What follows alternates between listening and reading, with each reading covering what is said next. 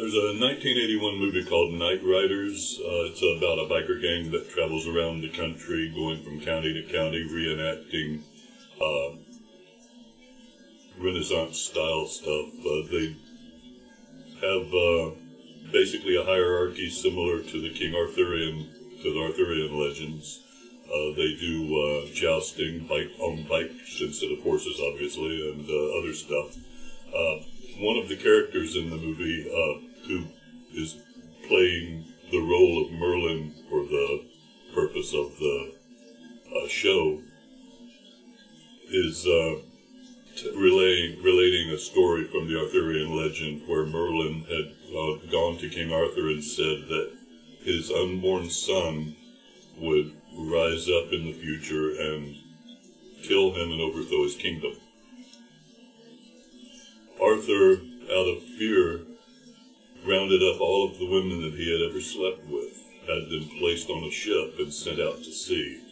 The ship met with a storm, crashed on some rocks, and the mother, one of the women who was pregnant with a male child, was taken in by the king of that land, raised as his own. The child was raised as his own son. And that son then became king and returned to Camelot to destroy it. The premise, the whole idea of telling the story was, would the prophecy have come true if it hadn't been vocalized to begin with? If Merlin had never told Arthur, Arthur would have never done the thing that caused the prophecy to become a reality. This is called a self-fulfilling prophecy, and it's not an uncommon thing.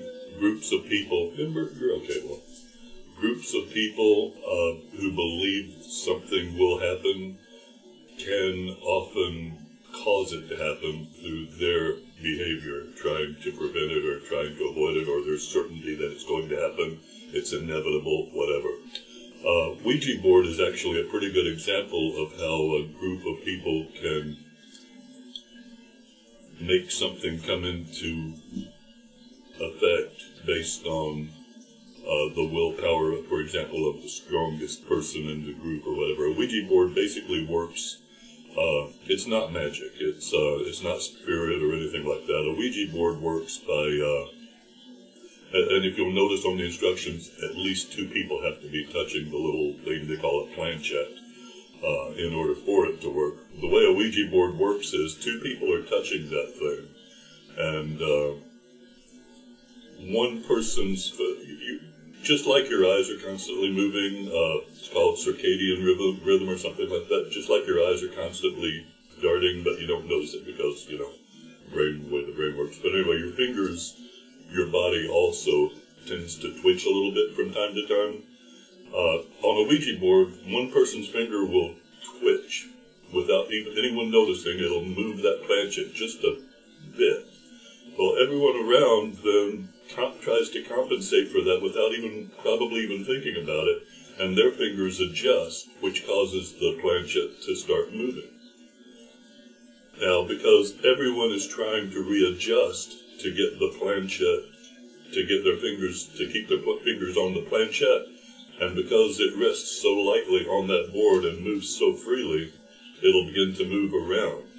And what causes it to spell out names is everyone already thinking that, or at least the person with the strongest motivation or whatever, already thinking a name or a place or yes or no.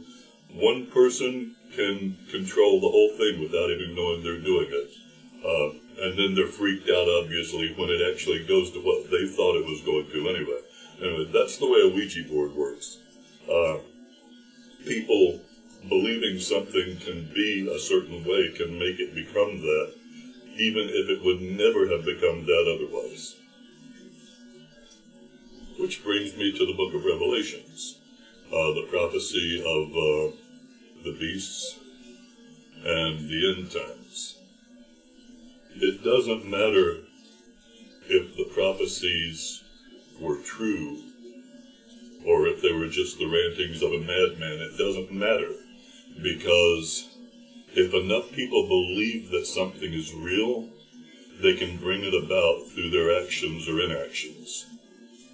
Anyway, that's it.